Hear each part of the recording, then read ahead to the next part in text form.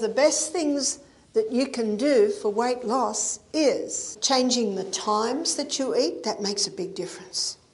And changing the food you eat makes a huge difference. 63% of Australians are either overweight or obese. I think that America's not far behind. This is Barbara O'Neill, a famous health expert known worldwide. She strongly supports holistic and natural health, with many testimonials backing her methods. In this video, Barbara is going to share some very effective weight loss tips. Losing weight isn't just about appearance, it's about feeling healthier and more energetic. Frustrated by diets that don't offer lasting results? So maybe you are doing it all wrong. Join us as we dive into practical strategies for lasting success. The first thing I'm going to look at, and there are a few factors that come together to cause this, and that number one is the food that we're eating. When we looked at the liver, we looked at this. And this morning when we looked at diabetes, we looked at this. So we're going to look at it again in relation to weight. And it's the high carbohydrate diet that many people are eating today. So bread is very common. Cereal, there's a whole aisle devoted to cereal. And many people having bread and cereal for breakfast, by mid-morning they're wanting something else, so they reach for, and we're just going to say cakes, etc., because if we say everything, there's not enough room on the board for it.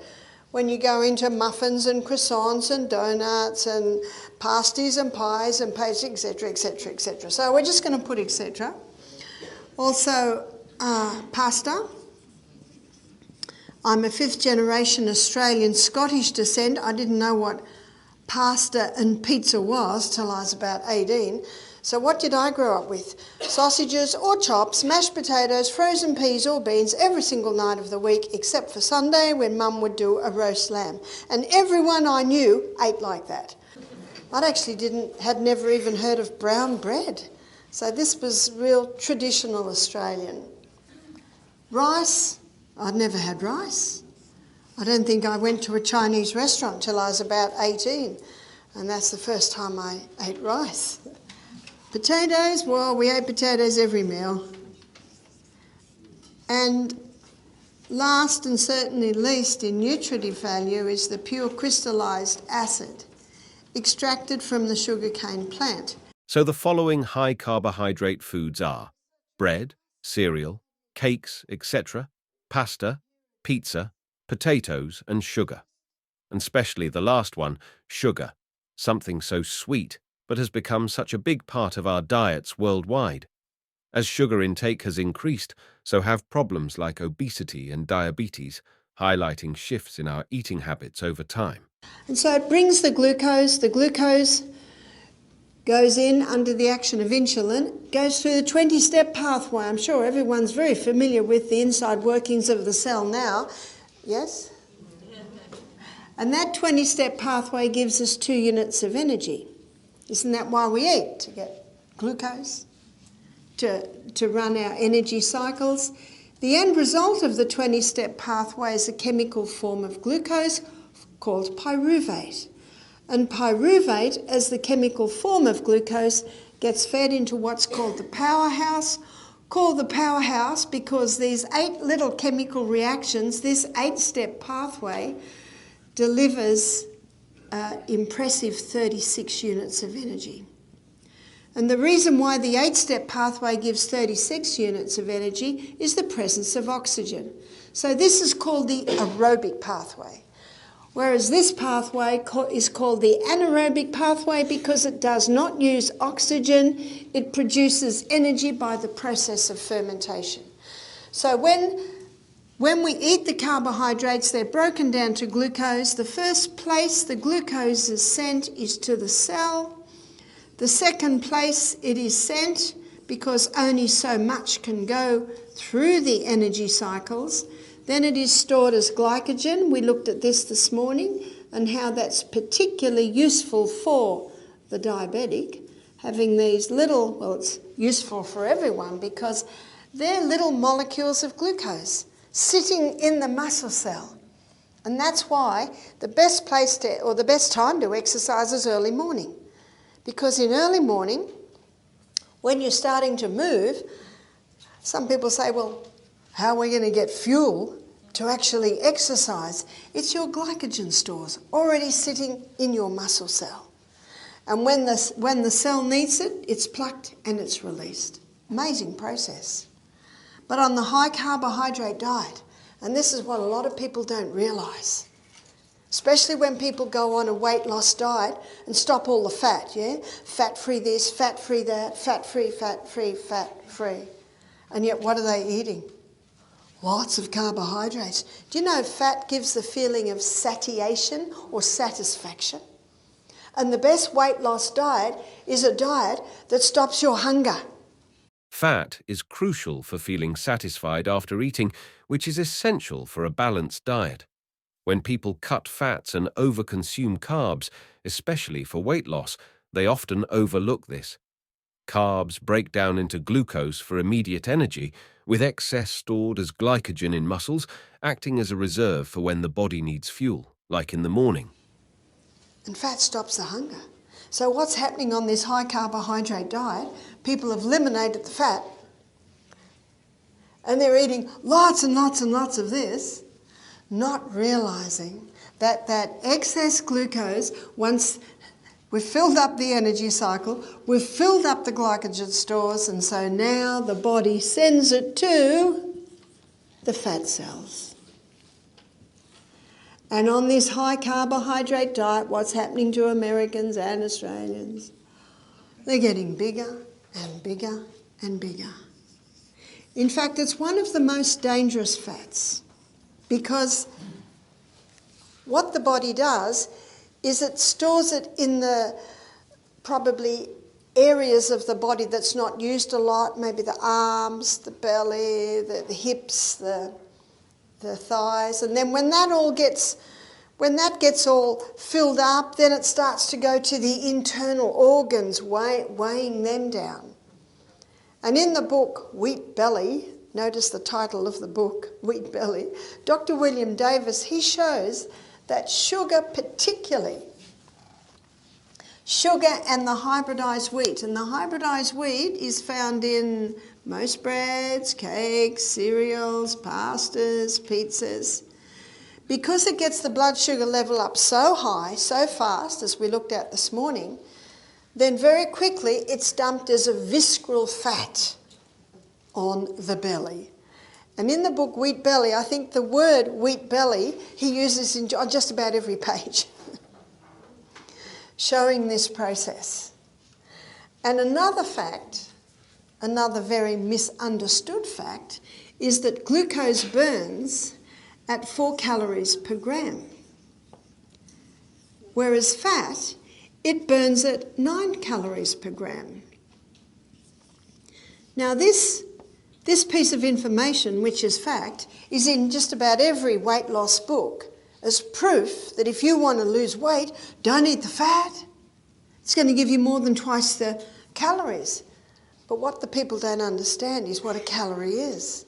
A calorie is a unit of energy. And if you want a high energy food, what do you eat? Fat. It's going to give you more than twice the units of energy compared to glucose. But if you're eating more calories than you can burn, yes, it's going to be stored. The problem isn't just calorie count, but how our bodies process different calories. Excess carbs, especially refined sugars, spike insulin and promote fat storage, worsened by diets high in processed foods. In contrast, moderate intake of healthy fats offers sustained energy, supports weight loss, and helps stabilize blood sugar. That's why one of the best things that you can do for weight loss is to eat breakfast like a king, lunch like a queen, and then tea like a pauper, or you call it supper, yeah? I think that when I say tea, you probably think I mean a cup of tea, yeah? But we call an evening meal tea. And as one lady said to me, well, what do paupers eat? I said, sometimes nothing. What many people are doing today and I see it in many countries I go to. They eat breakfast like the pauper, they eat lunch like the pauper, and the tea or the supper is the king and the queen together. That's like going on a journey, and you start your long journey and you go to the gas station, we call it a petrol station, call it a gas station, and just put a little bit in. And then an hour later put a little bit more in, and then an hour later put a little bit more in, and then you've done this all day, and then you finally get to your destination, you go into the gas station and you fill your tank and then park it in the garage. How much sense does that make? And yet that's what most people are doing. Little bit here, little bit there, little bit there. End of the day, king and the queen together, and the body says, finally, we've got some nourishment. And then they say, oh no. Irregular eating patterns disrupt the body's natural rhythms, leading to inefficient metabolism and energy storage. Skipping meals during the day and overeating at night throws off the balance needed for optimal function. Breakfast jumpstarts metabolism and provides essential nutrients, like fueling up for a journey.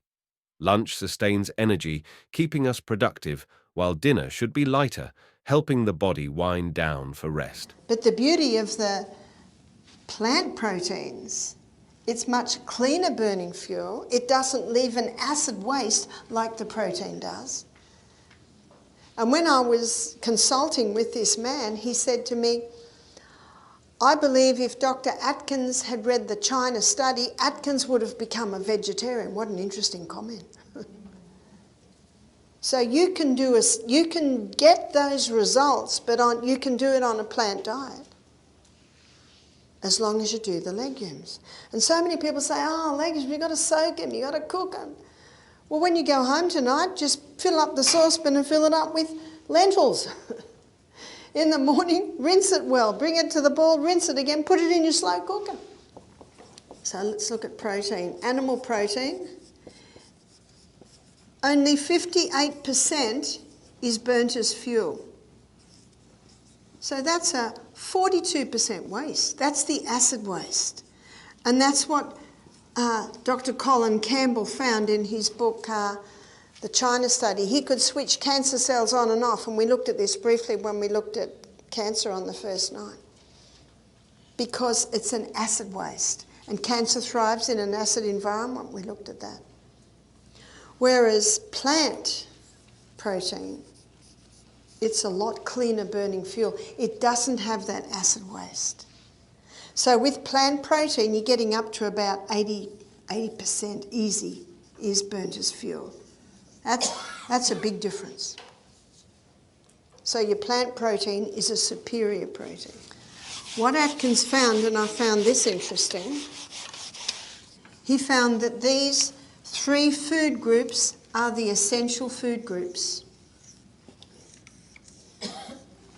Fibre is essential because the colon needs to be swept. We looked at that when we looked at the colon, when we looked at the waste disposal organs. Protein is essential because the crossword bands, remember we looked at the DNA on the first night, it's made up of amino acids. Amino acids is a breakdown from the protein we eat, and it's amino acids that builds the new cells in the body. And 50% of the membrane around every cell in the body is protein. That's essential. Fat is essential. The fat-free diet is a dangerous diet. There are fats that'll kill and there are fats that'll heal. And because there are some killer fats, they've all been dumped in the same basket. What are the killer fats? The altered fats. You see, for centuries, people used the coconut oil and the olive oil. They can be extracted from the flesh of the plant. But those hard seeds, they couldn't really get the oils out until they developed high heat chemical equipment to extract oil from hard seeds. And because they use chemicals and heat, they destroy the oils immediately. So there's clear plastic bottles that have got sunflower oil, peanut oil, soy oil. Don't touch them. They're the oils that can help to damage the arterial wall. They're the dangerous oils.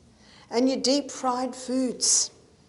If you do fry any food, it should be always in a saturated fat, because saturated fat is heat resistant and light resistant. The heat doesn't destroy them. Yeah? Your brain is the fattiest organ in the body. It must have fat. The myelin sheath that is around the arm that comes out of the nerve cell, it's mostly fat.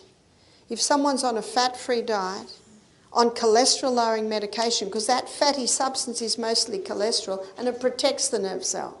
So if someone's on a fat-free diet, cholesterol-lowering medication, and got a mouthful of mercury and eating fish every day to try and get some more protein, but they're having huge amounts of mercury and big exposure to chemicals, well, that's disaster. There's your Parkinson's disease, there's your multiple sclerosis, there's your dementia and your Alzheimer's, because then the brain cells are getting damaged.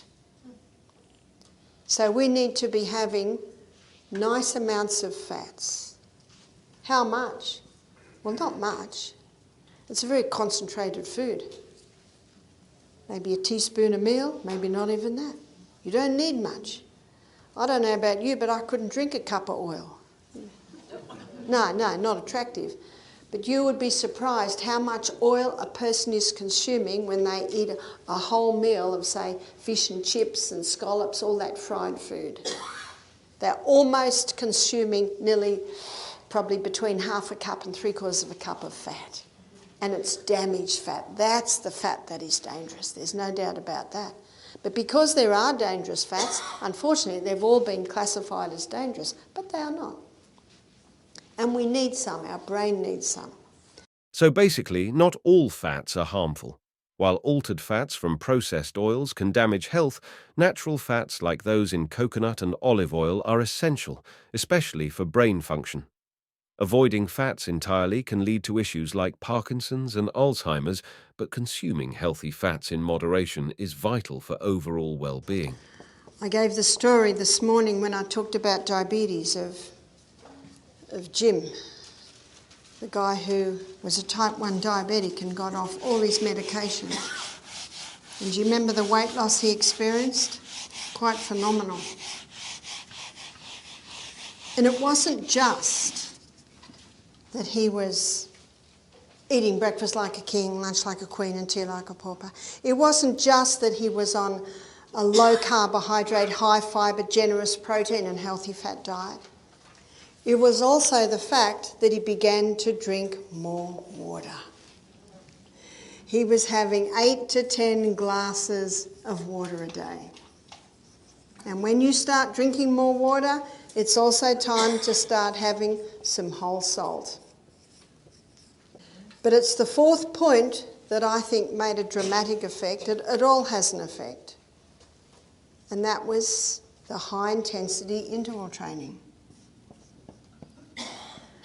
What I'm going to do now is I'm going to take you inside the cell and show you why the high intensity interval training is so affected. So this is intervals of high intensity, intervals of recovery, and it's done for a cycle. And Doug McGuff, the heart doctor, he suggests 30 seconds high intensity, 90 seconds recovery for a cycle of 6. There's 15 minutes a day. Sorry, but no excuse. If you haven't got 15 minutes, start to write down how long you're on the computer, how long are you on the phone, how long are you on your iPad, how long do you spend watching television. And you will quickly see time to do some adjustments with your time. What I want to show you is what happens inside the cell when you do the high intensity interval training. Now before I go there, just let me define high intensity. It's anything that gets the heart rate up and the breathing. So Michael and I, we run up hills every day and our recovery is walking down hills and we run up the other hill. When I was in Germany 2 weeks ago, where I was staying was in a little village, and the house I stayed with was right up on the side of a hill. So anywhere I went, when I went back home, I had some high intensity. And I found a path through the forest. And in this forest track, I got 5 high intensities And I wasn't even running, it was just walking. And it was a track that was made for a tractor, so it wasn't for a car, because I don't even know if a car would have got up those steep ones. Sometimes you don't even need to run. All I need to do was walk and walk fast up these really steep bits. Most of the research has been done on an exercise bike where the person, if they're unstable on their feet, they're holding on. It's very good if they've got hip or knee or ankle problems, then the weight is not on those areas. And you can cycle as fast as possible, and then your recovery time can just be slow cycle. It could be swimming, doing laps of the pools. It could be push-ups. The recovery time is really just till you feel it's time to run again or it's time to go fast again. It doesn't have to be 90 seconds, but that's what you're aiming for. Your recovery time is an indication of your fitness. The longer you take to recover, it's usually an indicator that the more unfit you are. And if you take a long time to recover, don't worry about it. This is progressive. That's what Al Sear's book says, progressive acceleration of cardiopulmonary exertion, pace. So as you get stronger, as your body gets fitter, you'll be able to do less recovery time. And that's it for today, guys. Thank you for joining today's discussion on weight loss by Barbara O'Neill. Remember, maintaining a healthy weight involves sustainable lifestyle changes, understanding your body's needs, making mindful food choices, and staying active. Apply these insights to your daily life, and small steps can lead to significant progress to weight loss. If you have questions or want to share your experiences, feel free to reach out. Don't forget to like and subscribe to our channel, and as always, stay informed, stay healthy.